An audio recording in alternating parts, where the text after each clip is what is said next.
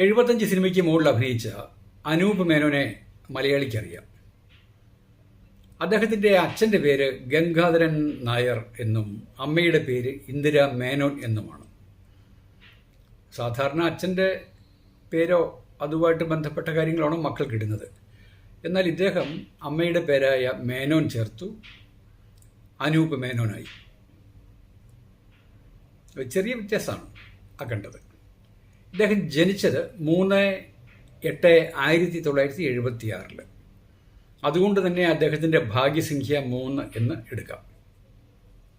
3-ാം തീയതി ജനിച്ചതാണ് നമ്മുടെ സത്യൻ അന്തിക്കാട്. മലയാളത്തിലെ പ്രശസ്തനായ ഹാസ്യ സമ്രാട്ട് എന്ന് തന്നെ പറയാം.